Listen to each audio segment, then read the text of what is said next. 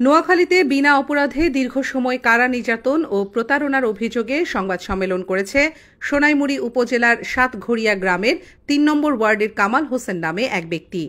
২৩ April Noakhali Sonaimuri উপজেলার ১০ নম্বর আমিষাপাড়া ইউনিয়নের সাতঘড়িয়া এলাকায় সন্ধ্যায় এ সংবাদ সম্মেলন করেন।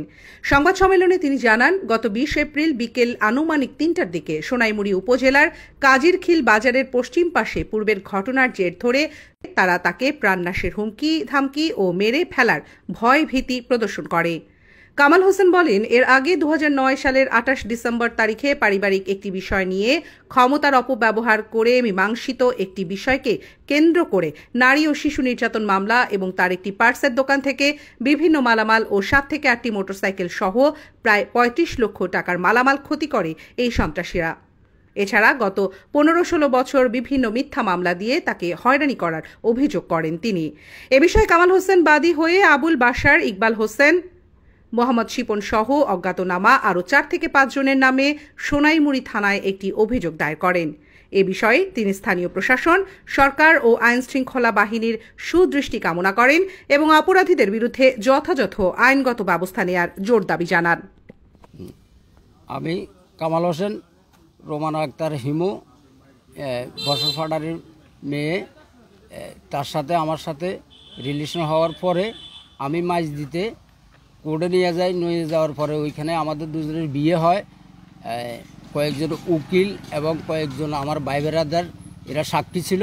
বিয়ের পরের দিন এরা বসরফাডারি সহ নারকেলের খোরশেদ মেম্বার সহ আমারও বলছে যে তুমি বাড়িতে চলে আসো, আমরা সম্পর্ক মেনে নেব। এই কথা বলে আমারে বাড়িতে নিয়ে আসি। পরের দিন সকালবেলা আমারে ডিভিডি ধরায় দেয় এবং কি আওয়ামী লীগের পোলাপান নিয়ে আসি আমার বাড়িতে হামলা করি আমার ভাইকে মারে, আমার বাবাকে ধাক্কায়, আমার মা স্ট্রোক করছে, এগুলো দেখি। আমার এলাকার মানুষকে আপনারা জিজ্ঞেস করিয়েন। আমি এখন এটার সুস্থ বিচার চাই প্রশাসনের মাধ্যমে। আমাকে বিনা অপরাধে এবং কি আমার মিথ্যা মামলা দিয়ে আমাকে প্রায় ২ বছর আমাকে জেল খাটাইছে।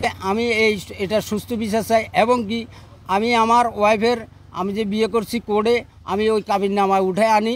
আমি মানুষের ধারে ধারে গেছি যে আমি আমার এটার বিচার চাই এবং কি তারা আমার সাথে বসতেছে না এই বিষয় নিয়ে। আমার ওয়াইফকে তারা এখন অন্য জায়গায় নিয়ে বিয়ে দিয়ে দেয়, আমাকে ডিভোর্স দেওয়া ছাড়া।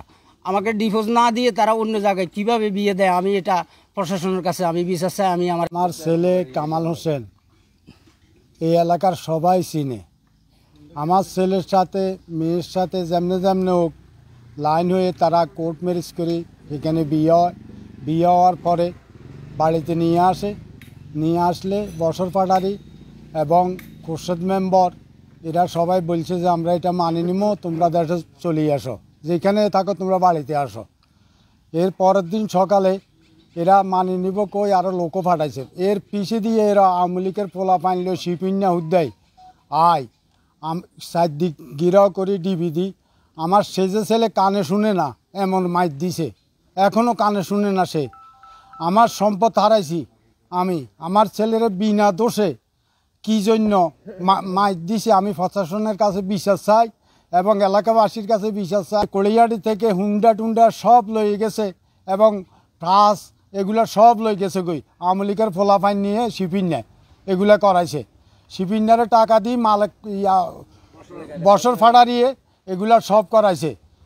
আমি বিচার চাই প্রশাসনের কাছে, আপনারা সুস্থ বিচার করবেন এই চাই আমি। আমার ওয়াইফ এখন অসুস্থ, স্ট্রোক করছে, সে কিছু খাইতেও পারে না। এগুলা দেখে এগুলো শুনি।